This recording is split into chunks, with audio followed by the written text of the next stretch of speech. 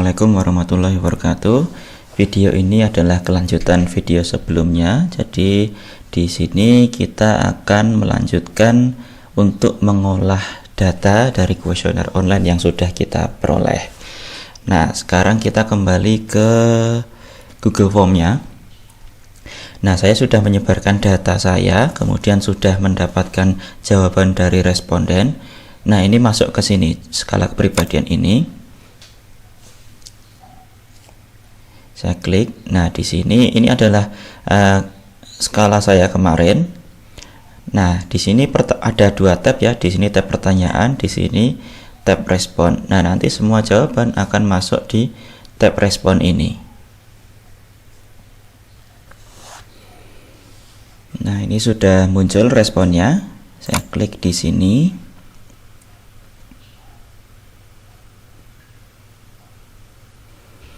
Nah, ini adalah respon secara umum gitu ya. Ini ada jenis kelamin, ada umur, kemudian kesediaan, kemudian ini tiap itemnya. Nah, tapi kita tidak butuh ini dulu. Kita langsung saja download data ini dalam Excel. Klik di sini ada gambar segitiga ini ya. Segitiga warna hijau ini ya, kotak warna hijau ini.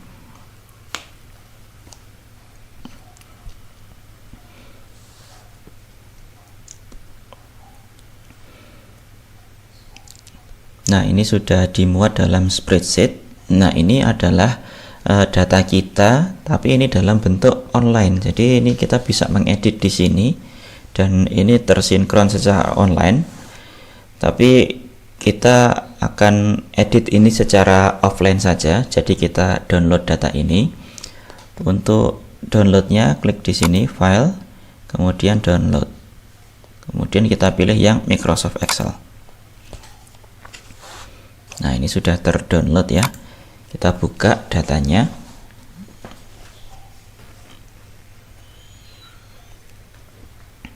Oke.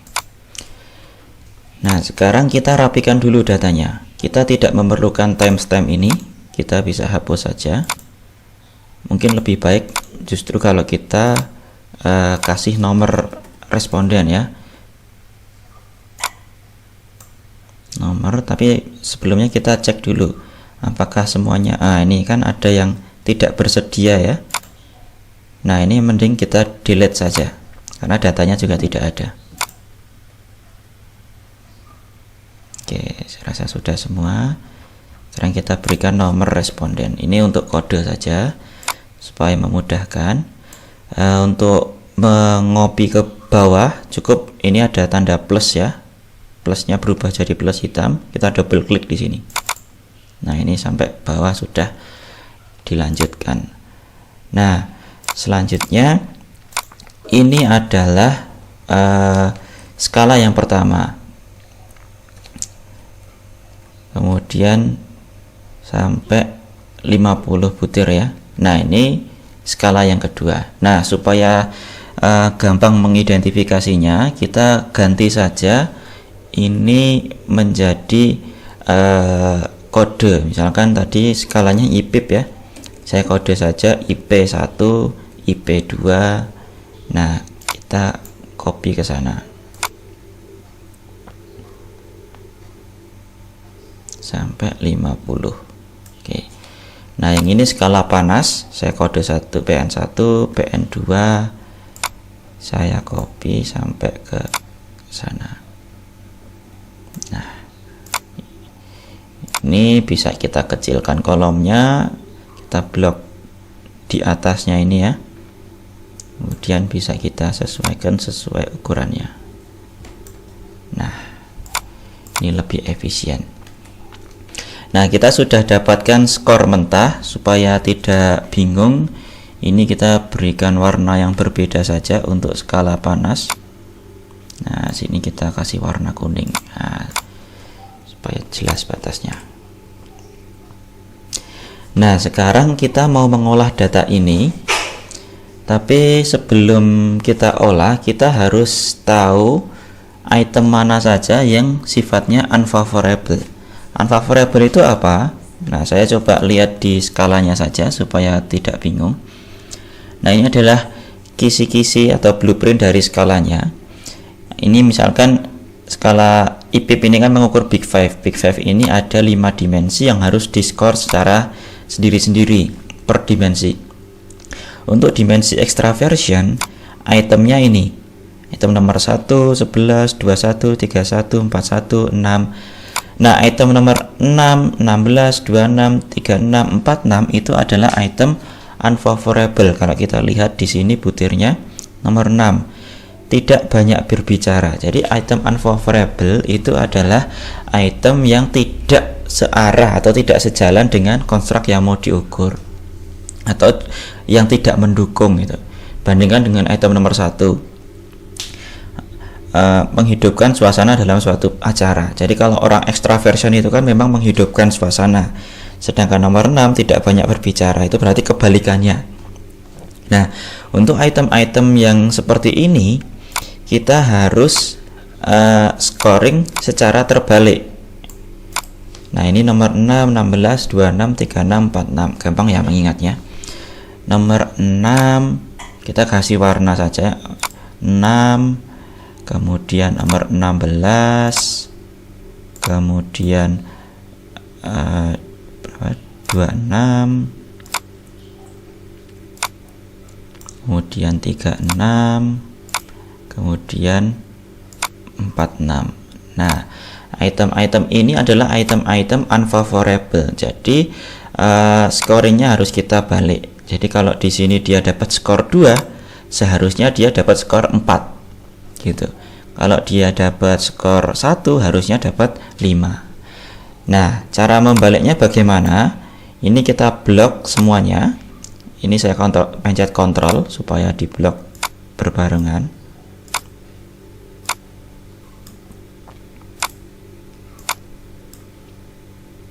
Nah, kemudian cara mengubahnya saya gunakan fungsi find and replace. Ctrl H, tekan Ctrl H.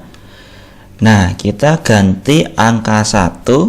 Angka 1 akan berubah menjadi angka 5, tapi jangan ditulis angka 5, ditulis saja huruf 5 gini. Nah, kenapa kok tidak angka 5? Karena nanti kalau kita mau mengubah angka 5 menjadi 1, dia ikut berubah lagi. Gitu. Jadi kita tulis saja huruf 5. Kemudian angka 2 diubah menjadi 2, berarti dapat 4. 3 tetap 3 ya. 4 berubah menjadi 2. Nah, karena 2-nya sudah berubah semua, jadi boleh saya tulis angka. Nah, angka 5 dapat 1. Nah, kemudian kita kembalikan yang 4 ini. 4 adalah 4. Kita replace all. Kemudian 5 menjadi 5. Nah, oke. Sudah selesai. Nah, ini angkanya, nomor itemnya jadi berubah ya. Kita perlu perbaiki lagi. Ini tinggal kita copy lagi saja. Kita tarik saja. Nah, dia kembali lagi. Nah, item unfavorable sudah kita ubah. Nah, ini baru yang dimensi extraversion. Dimensi agreeableness, conscientiousness, emotional stability, dan intellect belum. Nah, nanti bisa dikerjakan sendiri. Kita berikan contoh satu saja. Nah, sekarang kita butuh tahu skor total dari extraversion.